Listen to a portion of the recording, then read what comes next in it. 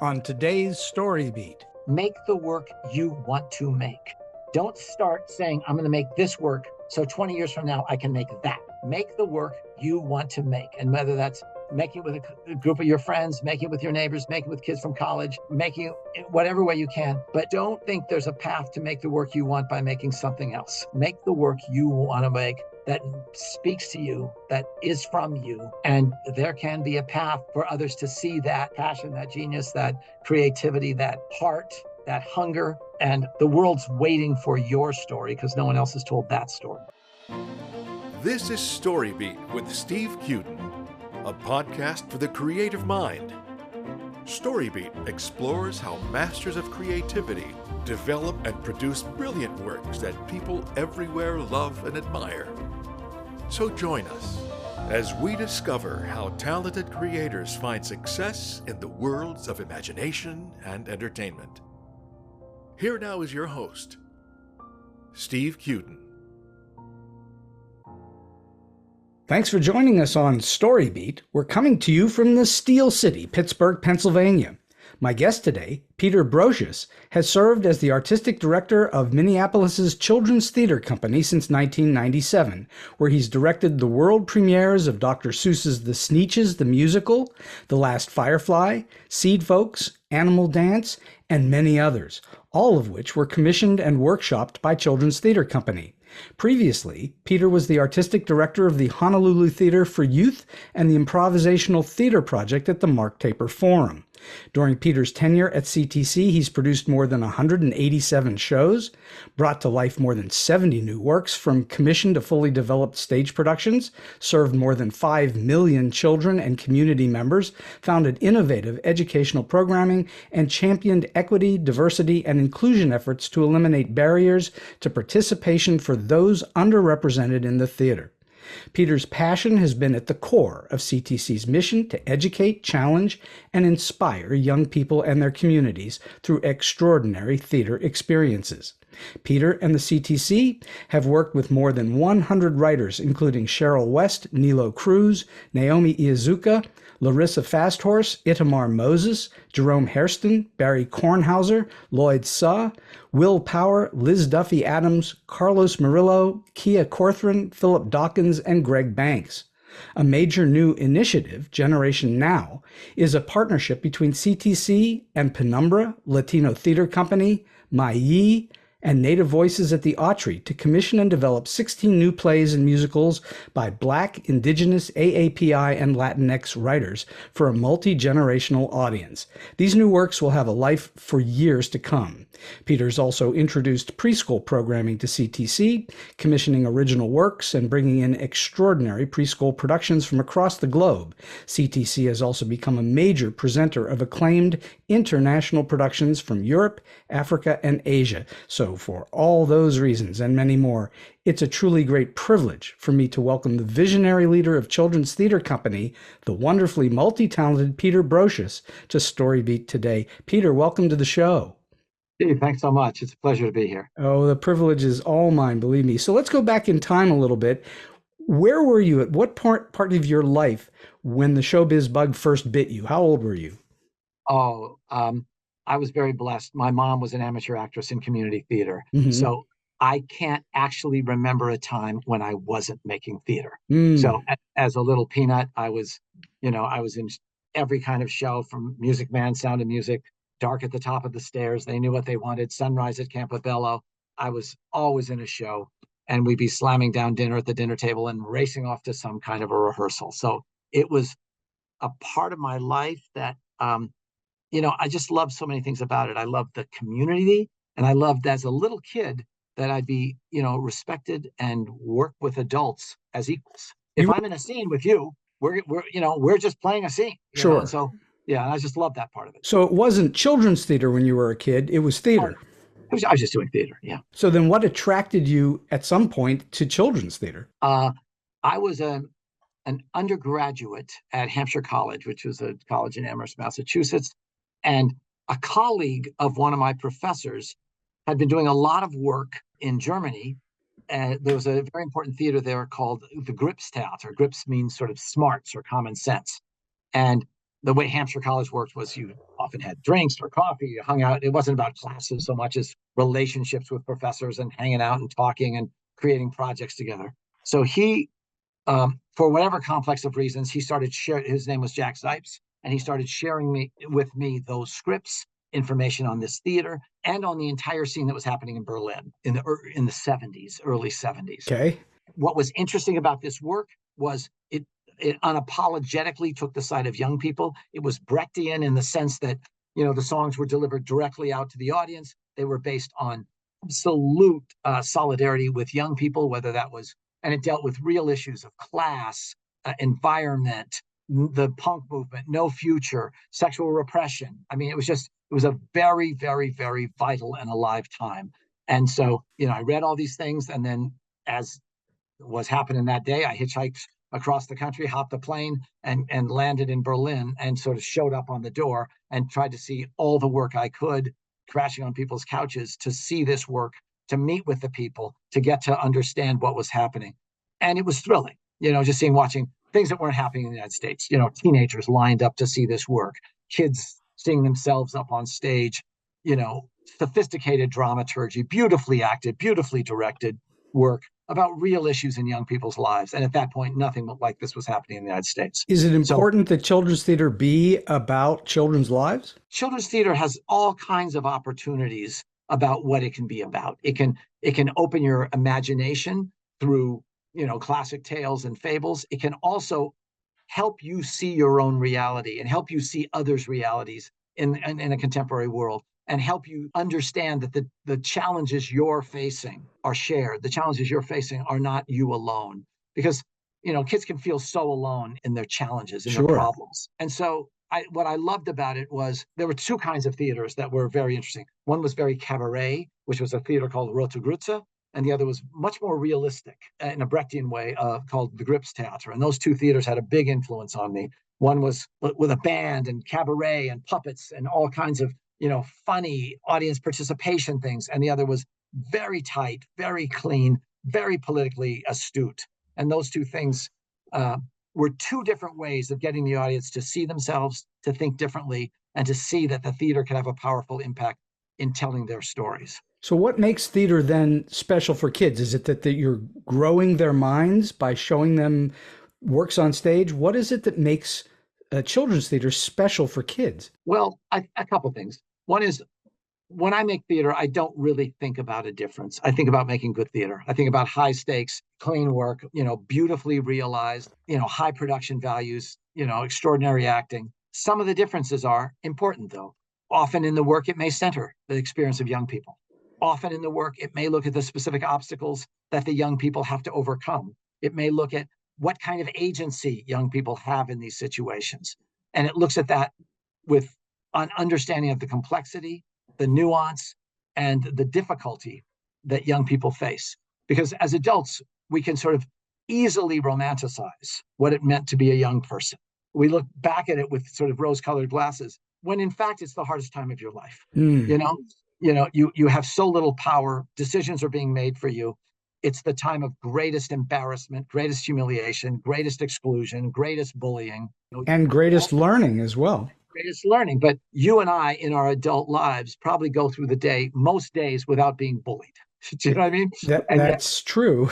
And as a young person, it's so difficult. And your body's changing. The world is changing. You have to apprehend and comprehend so much. It's a very difficult time. So, as I mentioned to you earlier before we started the show, I've written 90 animated scripts for kids, mostly for kids, not the little kids, but for kids from about 10 to 18.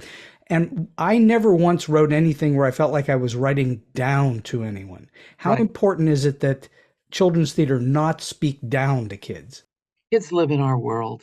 Kids live in a very complex world. And now with an iPhone in their pocket and access to every piece of information that's known to man, some of that beautiful, some of that complex, some of that brutal. We have to start with an understanding of how complex their realities are, how complex their understanding is, and those places and how complex the emotional reality is for young people's lives. So the greatest danger in this work is condescension, is lying, is not respecting that audience, is not understanding that they're capable of very high stakes stories that have power, stories that have impact, stories that aren't afraid to talk about difficult subjects because they live in our world. Their parents, there's a 50% chance their parents will be divorced. Their grandparents will die. They will be in school. And especially now, like when I was growing up, there was bullying. It ended when I came into the house. Now with social media, it continues 24/7. So these kids' lives are just infinitely more complex in many ways than mine was. And so we have to start with, a profound respect. And when I look at it, I also look around the world and see the power of young people. For example, young people, when you look at who's leading the fight on climate change, you look at Greta Thunberg in Sweden, starting at 16, challenging global leaders. I happened to be in New York when the young people from Parkland in Florida had organized, the fight for gun safety and gun common sense. And I was able to be in New York for this massive protest, which they'd organized in weeks. These were teenagers. Brilliant. Calling on this nation to finally act after they'd witnessed, horrendous acts of violence at their school. And so, would you say kids are much more mature today because of all these influences? I think there's a whole set of things. I mean, I think because kids live in a media saturated world, they have, the amount of images that they have. I mean, the kids I see are negotiating gender issues, racial issues, class issues to some degree in ways that are far more sophisticated than what I had to go through and what I nuanced. And I guess I sit in this chair rather optimistic because I'm seeing young people much more open, much more inclusive, much more relishing diversity, both in gender and in race, than that was my experience. Was Children's Theater Company, did it have the same mission when you started 20 some odd years ago as it does today, or has that been expanded? I think what we've tried to do is expand who makes the work, expand who's commissioned to make the work, expand the vocabulary and aesthetic vocabulary of that work, allowing for, work that may be more contemporary, maybe come with an understanding of the political realities of young people, the differences in class, the differences in race, putting some of that much more center. At the same time, we've also tried to look at classic stories and look at them through new lenses. I mean, we just did a Snow White with two actors through a feminist lens, where White gets to tell her story, the untold story, or I love that we get to look at classics and reimagine them and revisit them, in sort of new and muscular and highly theatrical ways. Is that through commissioning writers to do that? Yes. And so you've obviously commissioned lots of writers over a long time. I think that's a really marvelous thing that you've done there, because a lot of theater companies don't commission writers. They do the classics. It's very important for me for a couple reasons. One is because I want the voice of artists, writers, and directors to engage with this audience. And whether that is because of the uniqueness of their aesthetic or the specificity of their cultural experience, that they bring their lens to this work. Because what can we give young people? We can give them wings, we can give them insights. They live in a very small world, a global world. And boy, they need to learn how to negotiate that world if they're going to be successful. You and I are not wearing clothes right now made in America. They are made because some corporation has set up a factory in India or Pakistan or China or, Bangladesh. This is capitalism moves in a global way. Culture is moving in an increasingly global way. The interconnectedness of this planet is so profound that young people, we see our job as helping young people be curious, empathetic, compassionate global citizens. Would you say that job is getting more difficult because of all of these, the social media influences and all of these various different pressures on them? I don't know. That's a really good question. I mean, social media is hugely complex. And, the studies show that, can often be very detrimental to the psychological health, particularly of young women, all the kind of negativity and body shaming and all the kinds of the negative side of social media. But the upside is they're consuming so much more information. Their world is so much larger than mine. They're in a world of complexity and surprise and racial and gender expansiveness that's so different than how I grew up. So everything's dialectical. Everything's got a yin and a yang. Everything's got a good side and a dark side. And while there's fantastic aspects to social media, there's dark sides that need to be attended to because they have negative impacts on young people's lives as well. So let's talk for a moment about being an artistic director of any theater company, let alone a children's theater company. How did you learn to be an artistic director? You didn't go to school for that, did you? No, it's a really good question. It's the funniest thing in the world because I went to NYU. I got my MFA in directing at NYU. So it's 3 years of directing, thinking about Brecht and, Sean O'Casey and Beckett and, all kinds of stuff, Shakespeare and blocking and working with designers. And then you come into the situation where you're also dealing with fundraising and personnel issues and HR issues and strategic planning and working with a board and nothing to do with creativity or the arts. Well, it is creative and it has to do with the arts, but it's just different and no one's taught you. And so, now there's a little more work and, some of the programs give you a little more information. But by and large, in my case, it was learning on the job. It was learning from good examples that you saw. It was learning from examples that didn't feel right and watching things that worked and watching things that didn't work and trying to create cultures that were positive in places where you wanted to work. And some of it was analyzing what helps me as an artist. What's the environment where I feel freest and most comfortable and creative and safe and open? And how do I try and do that both in a rehearsal room and also in a staff meeting and also in an all-staff meeting? How do you celebrate creativity? How do you celebrate each other? And how do you create a culture that is positive and not punitive and not shaming? And so you read a bunch of leadership books from the business community because there wasn't much on what it means to be an artistic director. So you read what's a good leader mean? And how do you motivate a team and all those books. And I bought lots and read lots. And you go to conferences and listen when people talk to you about leadership. And I mean, now there's a little more training and there's a little more resources out there. You learn and you try your best. Who did you look up to as someone that you went, wow, they're doing a great job. I want to study what they're doing a little bit. Let me think. I'm trying to think of examples that felt really good. Was it Gordon Davidson at the Mark Taper Forum? There were things that really worked about Gordon. And there were challenges too. I mean, I owe my career to Gordon. The parts that Gordon had that were unbelievably inspirational were how he started that theater.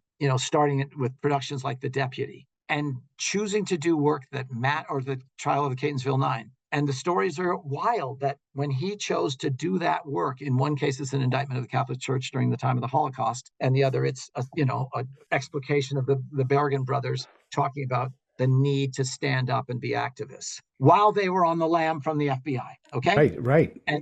And so, I mean, there was more courage in those selections than anything happening in the American theater, anything. And so that courage stays with you. The powers that be sort of tried to take that power away from him, sort of tried to censor him, tried to stop that theater from having a voice.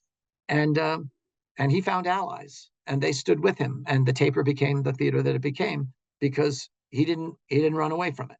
He chose to, particularly at those onset years, chose to be unbelievably brave. Well, unfortunately, it appears as we're having this conversation that the economy has done it in, not critics. And the Mark Taper Forum is at least on hold, if not gone forever. We just don't know. No, it will not be gone forever. It will not be gone forever. Los Angeles wants that theater to exist. This is a tough time for many theaters, but the love that's been engendered, the leadership that theater's done, the employment it's offered, I have no doubt whatsoever that theater will be back. So how long had you been at being an artistic director at CTC before you thought to yourself, you know what, I do have a handle on this. I am pretty good at it. I don't know if you ever feel that. Every show is a mountain to climb. Every budget is a mountain to climb. Every season you come up is a mountain to climb. Meeting every funder is a challenge, to get the money. Writing every bloody grant is a challenge, and there's always more to learn. And you're constantly learning. It's a great position in that you're also surrounded, like at CTC, we have an incredible senior staff, an amazing board, an incredible set of department heads, and a very passionate and extraordinarily gifted staff. I learn from all of them because they're way smarter than I am. So it's like being a teacher. You learn more from your students sometimes than your students learn from you. Oh, absolutely. Absolutely. I mean, I'm lucky to be here. They're all so much smarter than I am. And I just learn so much every day. Oh, they'll tell you that too. I mean, it's a great, great, great group, and they know so much. So some people I know don't think of artistic directors and producers of especially of theater and particularly movies and TV as being creatives. They're, you're dealing with money and administration and the nuts and bolts of an organization, but that's very far from true. Do you find that it requires a great deal of creativity to be an artistic director?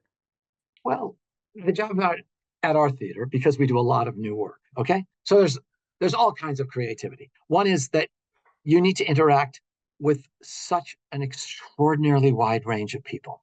You're going to interact with a billionaire.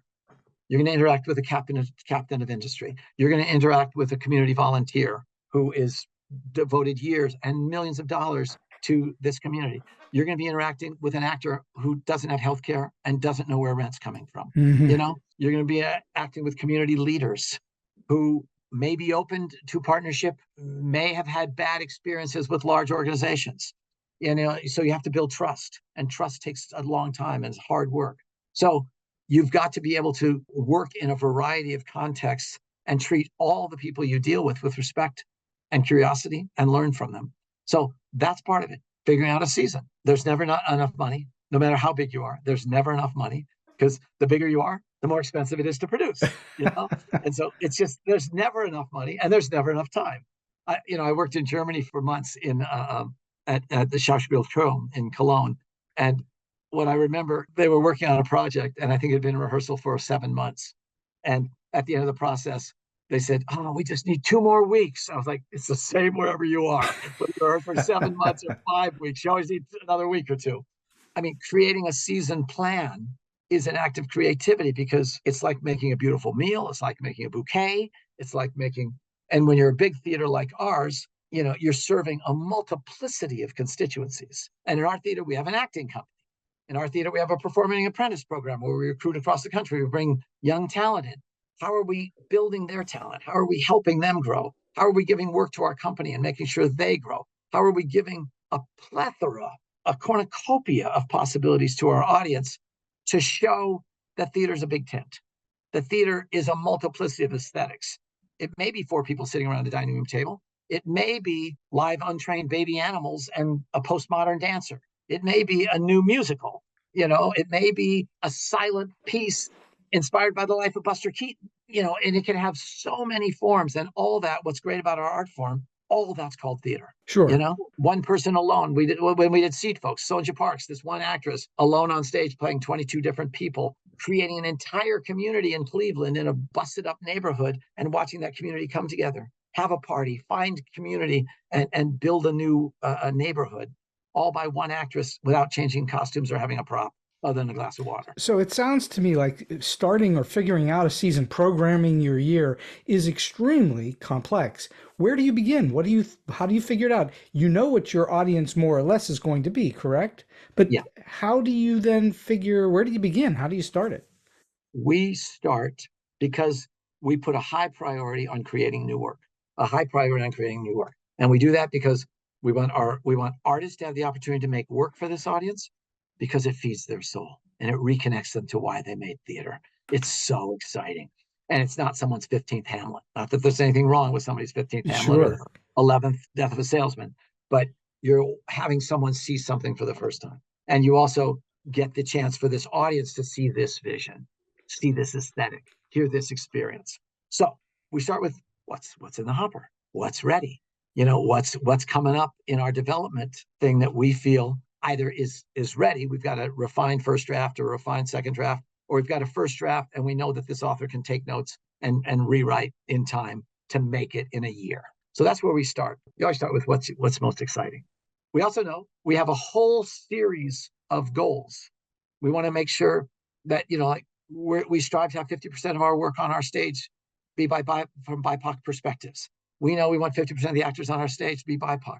We want to make sure that the work has radically different aesthetics. We want the work to appeal to different age groups. We want work that'll appeal to a mass audience, and some work that we know is being put on our stage to create conversation, to build community, to address some of the really tough issues inside our community.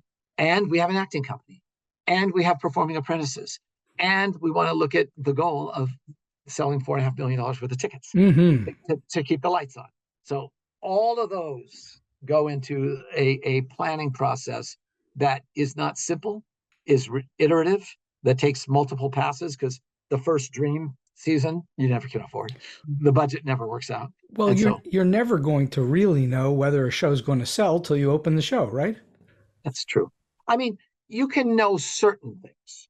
You can know that a show called How the Grinch Stole Christmas is going to sell more tickets than a show like we did last year, the beautiful production that Talvin Wilkes directed called Locomotion, which was a powerful, beautiful, elegant, gorgeous production, adaptation by Jacqueline Woodson of her beautiful book. Hugely proud of that work.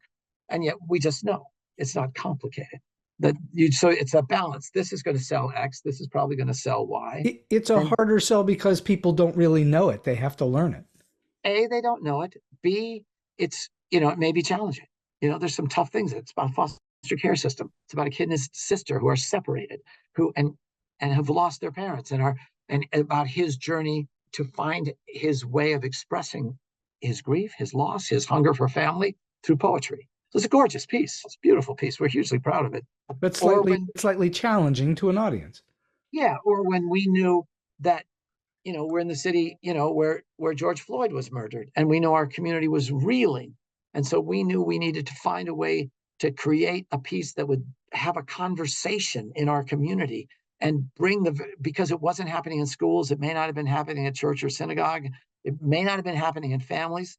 So we found this book called Something Happened in Our Town by 3 child psychologists in Atlanta, which looked at 2 families who are neighbors, a Black family and a white family, and 2 kids, a young girl and a young boy, who are good friends, and what happens to their relationship, what happens between the families when there's a police-involved shooting of an unarmed Black man in their community.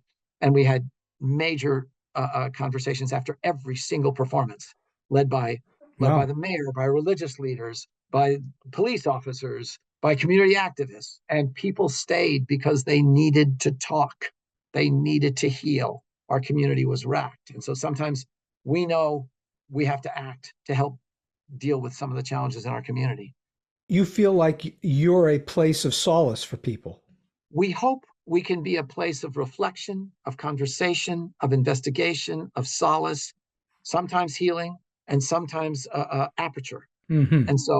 And we're not, my wife's from Italy, and on some trips to Milan to visit her dad, we go into the Piazza del Duomo. And at 6:00 at night, everybody's there talking about the news. They're talking about politics. And I may not know you, but you and I are going to get into it. And, that's not exactly America. We don't have those places where we're going to talk and say, what are we going to do? And, and watching that happen in Milano was like, oh my God, the town square. We don't have the town square in the same way. And we don't have that place to come together and wrestle with it. And I may not know you, but we're going to get into it, So you do a wide range of different subjects and contexts and so on in the works that you do.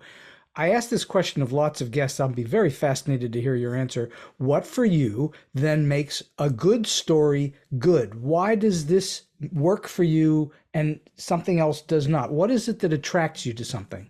Great question. So we're storytellers. We believe in the power of story, as obviously you do. The name of this show, StoryBeat. We know that stories have power.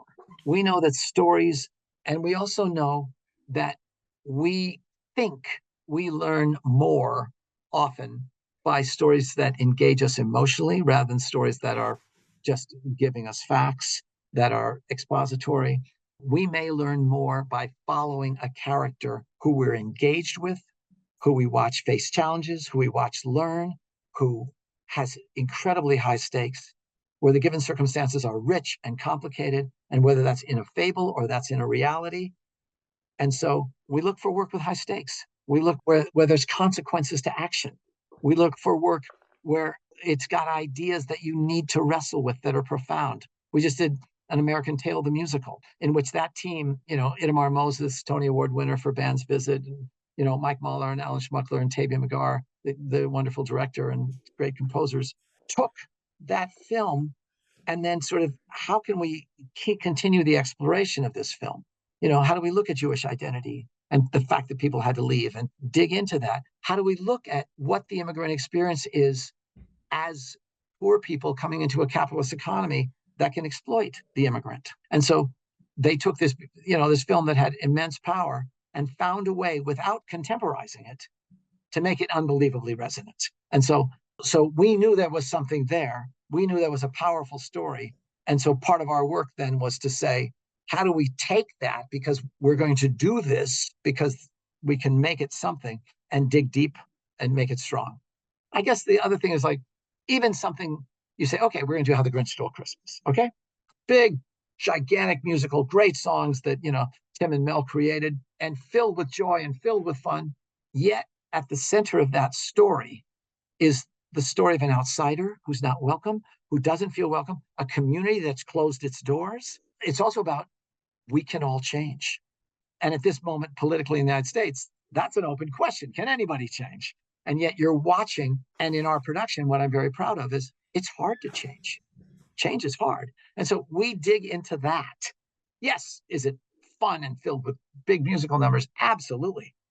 But at its core is a story about the possibility of the human heart to grow, the possibility of a community to open up, and for both the outsider and the community to find a new way to be together and create community. You don't put on works that have that are just entertainment, that you don't put on works that are just fluff. It has to have some depth of meaning to you.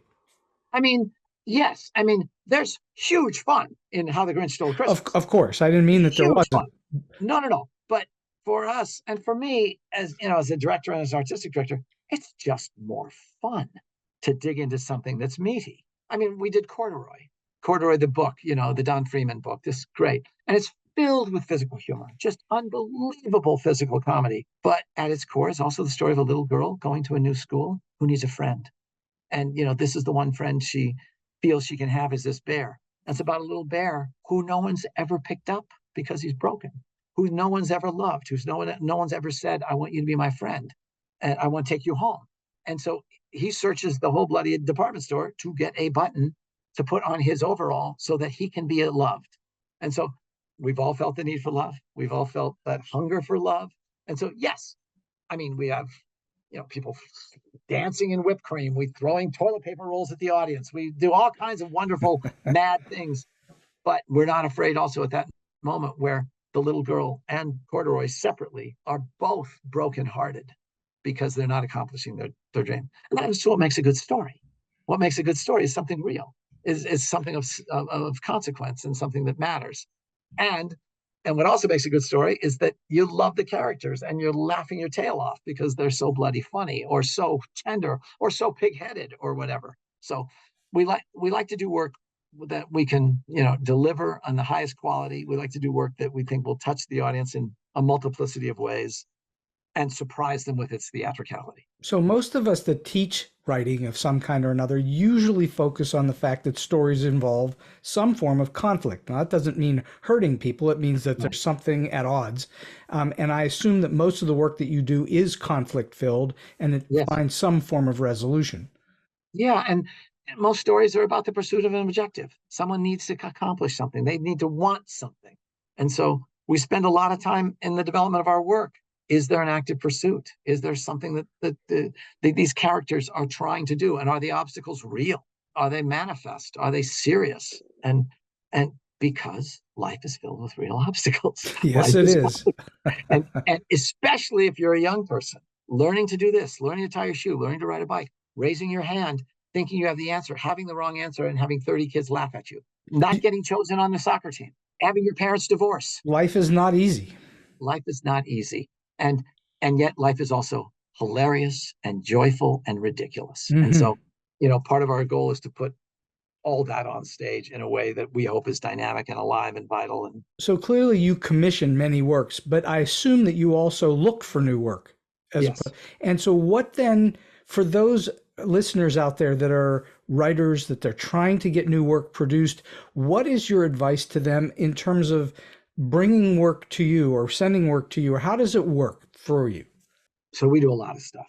Okay. One is I look at theaters in the UK, in Canada, across the United States, in Australia, in New Zealand, in South Africa, in Japan, across Europe, across Latin America, for work that is extraordinary, that's theatrical, that's inventive, that's surprising.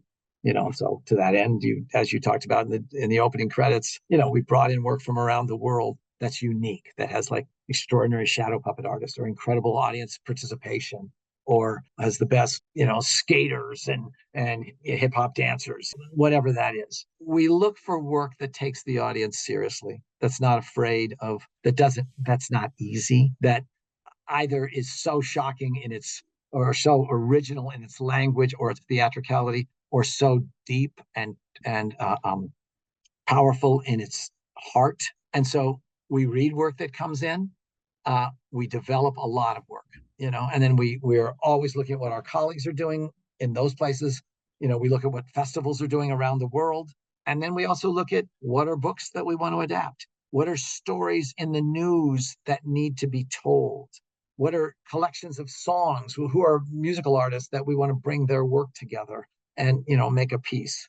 What are popular films, animated films? And so I guess what I would say is work that is cute, condescending, too reductive, that doesn't accept the genius of the audience, that tries to make things easier, that generally doesn't have a home here with me, with other people across the country.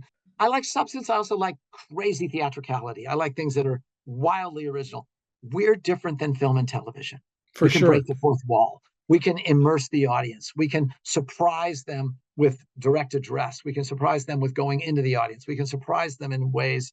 And I think in this era where there's so much on the screen, there's so much in 2D, there's so much on your phone, on your tablet, on your computer, we've got to find ways that the theater is so vivid and alive and theatrical that you absolutely can't have that experience anywhere else.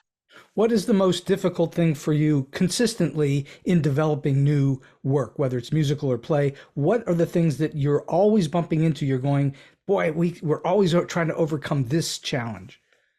It's a great question. I don't know. Every artist is so different, Mm-hmm. and working with artists, it's just so incredibly different.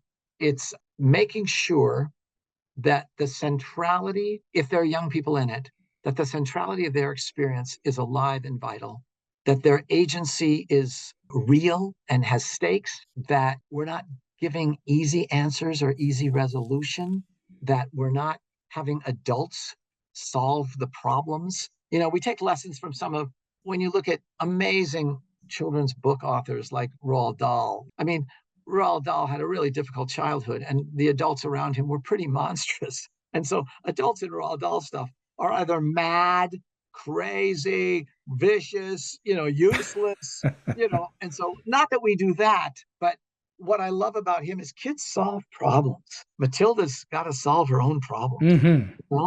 I mean, no magic wand comes in. There's no Deus Ex Machina that solves those problems. She has to figure it out. Yes, she turns out to be telekinetic, so there's that kind of thing. But that's not an instruction from an adult. And so, making sure that the answers aren't pat, that the answers are earned, that transformations are real and are complicated and difficult, that not everything gets resolved. We don't want to leave people in a place of hopelessness.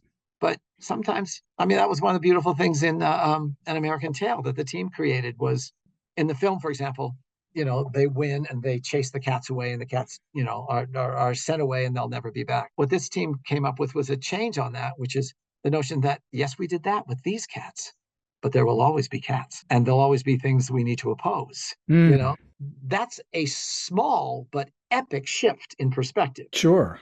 And so what that says to the kids is like, yeah, you win this battle. The war never ends. The war never ends to fight, because there will always be those who try and oppress others. And so they have the penultimate song is one that just makes me cry, because it's about the unique promise of America. That America is that place that offers that promise of welcome, offers that promise of possibility. And so, the team just did it brilliantly. And so, I've only heard it 13,000 times and I cry every single time. I'm such a baby.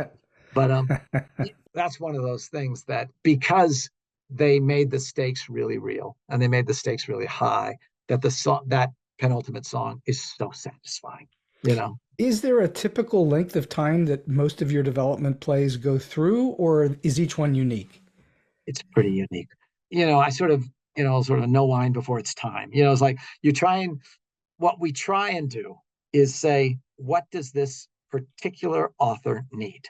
Do they want a workshop? Do they want a reading? Do they want a collaborator? Do they need time in a hotel away from their families? Do they need a research trip to do X? So we try not to do a cookie cutter process that we're in. Not that there's anything wrong with that, but we did some of that in our New Works Festival at the Taper.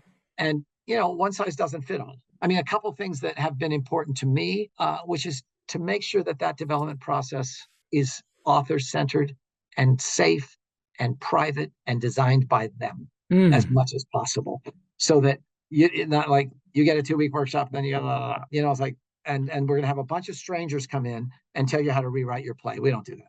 I've seen that in theaters across this country, and I've seen the damage from that. You're playwright or author centric. We are, because we often say we just want you to make your best play ever.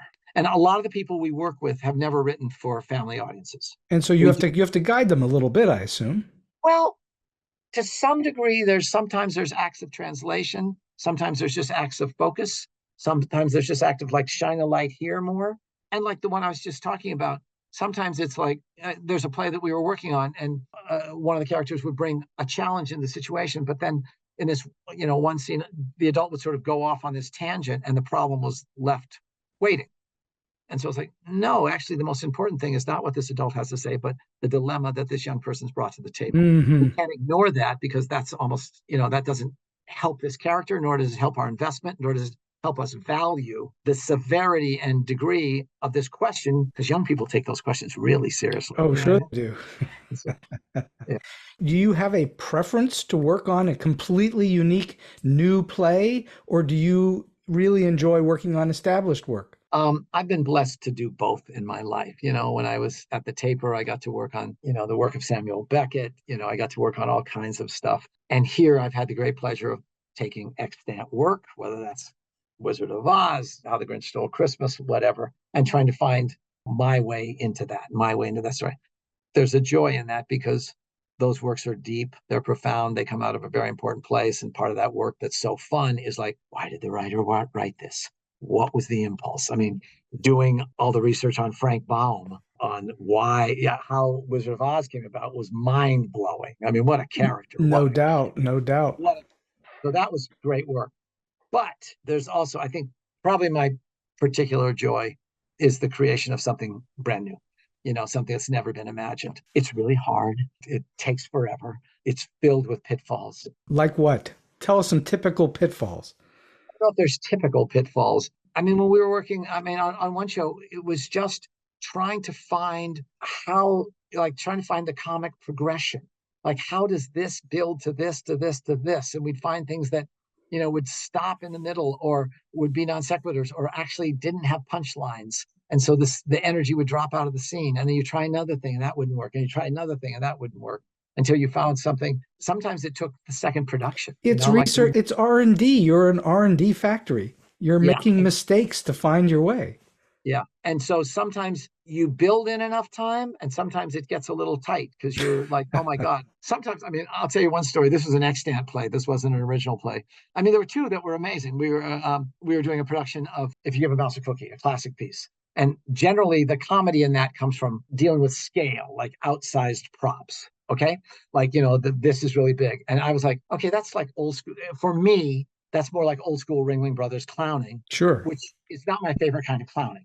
My favorite kind of clowning is taking real objects and transforming them. I was working with two of our company actors. And so we were coming, I made lists of like, okay, here's a glass of water with a straw. What are 40 bits you can do with a glass of water with a straw? Here's a shaving cream can and tinfoil. What are 40 bits? And so it's like a vaudeville list, and I do my prep, and then we come in, and the actors are just unbelievable comic geniuses. And so they would come up with 40 things. It was so bloody funny. And so I said, let's bring some kids in and see what their response is. And we were dying in rehearsal. We thought we were so funny. We thought we were bloody geniuses. And these kids come in, and truth be told, it was my son's like second or third grade class. And one of his classmates was sitting right in front of me. And we start the thing and we're like, these kids are going to die. This is so funny. And he's going like this and he's counting all the ceiling tiles the entire time because we'd gotten so caught up that instead of one piece of business with a soda can, we did 20 because we were so funny. And so we finished the run. I was like, oh my God, the disaster. And I said to the team, we're restaging the entire show and we're going to do it in the next 3 days because we fell in love and we forgot to tell the story. And, Well, that's a very interesting pitfall to fall into, is that you've had so much fun with something that you've actually lost the thread. We lost the thread. And then we had another one we were doing, Lost Boys of Sudan. And it was so interesting. Original play by Lonnie Carter about the Sudanese refugees. The first act was in the Sudan. The second act is in Fargo. And it was built out of research and many, many conversations with the Sudanese refugees. And we did this run through close to going into tech. And I turned to my team and I said, is this as bad as I think it is? And they said, yeah, it's that bad. So and I was like, okay. And I was like, and then they left and I was sitting in the room and I was looking at our idea board and I saw there was a fire pit in Kenya at one of the refugee camps. And I was like, oh, right. We were going to do this as if we were around a campfire. And we were just going to pull the props from around what we had. And I was having them go off stage and do these elaborate costume changes, and all the energy was dying. And I just sat there by myself for an hour. And I was like, oh my God, I forgot the core aesthetic idea that we started with. I just got caught on something else. And so I brought the team back in and we didn't have much time. We were going into tech or preview. I said, we're going to restage it. It's all going to be fine. It's going to be great. And I just said, cut all that stuff. It's going to start with the storytelling around this. And we're just going to use those few objects, the essential objects we need. And we made a really good show. But it was like, you had to fail really big and see that you'd lost the core aesthetic drive that you had been excited about, and somehow you got distracted. It happens. So making theater in general, being an artistic director, being the director of shows and producing shows, all of that requires collaboration with many other people. Tell me for you what makes a good collaboration work. A room, a space in which all ideas are welcome. A space where, in my case personally, where I've done my work, I've done my months of research, I've done my months of prep, I've done my months of reading and notebooks and ideas. And then when I can come into the room and forget all of that and let the room, and I'm prepared if nothing's happening that's amazing, that I've got plenty of ideas, but my joy is, and I say this at every cast, and you have to live this because you can say it and not live it, and try to live it, which is that, look, if I were a painter and I'd done this gorgeous Rothko blue and orange canvas, and you come in and say, I think it'd be better green. And can you do it green? Well, that's a hell of a lot of work. But for you to come in and say, what if we did this? We can probably test that idea in about 15 seconds or a minute. And so to create a space, both in the design process and in the rehearsal process and in the tech process and in the preview process, where all ideas are welcome and that you truly try them out. And whether that's a 9-year-old kid or an assistant stage manager or the assistant choreographer. And I have my favorite moments of shows I've done are those moments where the ideas on stage aren't mine. The ideas on stage are Hugo Mulaney, a wonderful young student actor. There was a moment in Matilda where Trunchbull was like sort of screaming at his character. And I said, so in this moment, I want you to take a step back. And he said, wouldn't it be better if we were all together and everyone else took a step back? I was like, yes, that's a better idea. And so my idea wasn't funny. His idea was hilarious. So when every single student abandoned this kid and left him out to dry, the audience just died. And so that's one of these moments I looked at it every time. I was like, thank you, brother. I mean, that's so creating that space where all ideas are welcome, all ideas are respected, and we will do our dangdest to try them. Because even if that idea doesn't work, it might open a door or a window to another idea.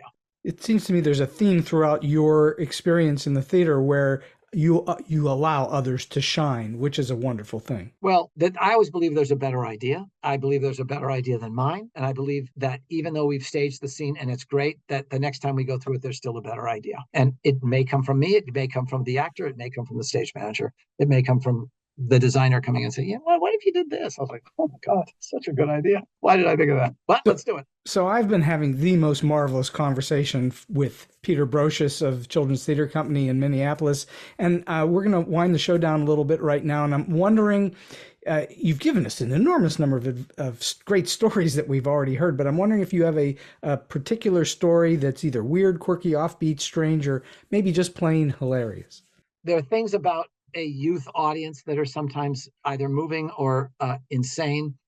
One of our actors, Reed Sigmund, I believe it was in Grinch, in this tender, heartbreaking moment where he's up on Mount Crumpet trying to see if he can change. And, it's a moment of a crisis of the soul. And he's up there. The music's very quiet. It's very still. He's trying to figure this out. And gentle snow is falling. And this young man stands up in the front row, turns the entire audience and yells, "The snow's fake!" And Reed's job is to continue and keep going. It's just like, okay. That's the crushing of the fourth wall, isn't it? I know the deal, and Reed, you're right. However, there's another story going on. That's an emotional moment. One of my favorite things that happened was we were doing a show about Iqbal, the Pakistani young man who was a leader in the fight against the rug trade, the child rug trade. And I got this letter from this young girl who saw the show, and she wrote saying that she saw the show and she wanted to do something to help the kids. So for her 10th birthday, she'd ask everyone to collect money so that she could send it to one of the schools in Pakistan and India that helped these kids get an education instead of working the rugs. And it was a check for like $14. And it was unbelievable. It was like, she took action. She saw this play and she wanted to make the world better. You're like, okay, that's a good day in the theater, Last question for you today, Peter. You've given us an enormous amount of really excellent advice, but I'm wondering if you have a single solid piece of advice that you like to give those that are starting out in the business, or maybe they're in a little bit and trying to get to the next level. I guess one is don't give up. Just don't give up. You're going to get, it's hard and you just can't give up. The other is, and make the work. Don't wait for the perfect moment. Don't wait for all the money in the world to do it. And I guess the third would be, make the work you want to make.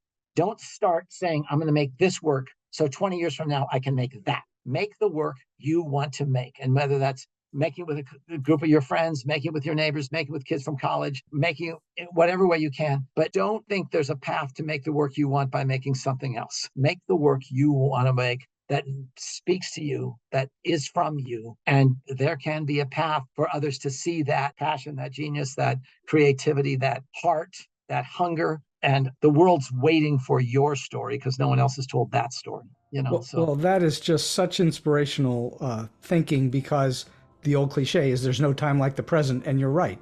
Do it now. Do it now. Yeah. Now, Peter Brosius, this has been just a fantastic hour on StoryBeat, and I can't thank you enough for spending your time and giving us all this great wisdom and all of your history and experience. It's been fantastic talking to you. It's been great talking to you. Thanks so much for the conversation. It's been a joy, Steve. And so we've come to the end of today's StoryBeat. If you like this episode, won't you please take a moment to give us a comment, rating, or review on whatever app or platform you're listening to. Your support helps us bring more great StoryBeat episodes to you. StoryBeat is available on all major podcast apps and platforms, including Apple Podcasts, YouTube, Spotify, iHeartRadio, Stitcher, TuneIn, and many others. Until next time, I'm Steve Cuden, and may all your stories be unforgettable.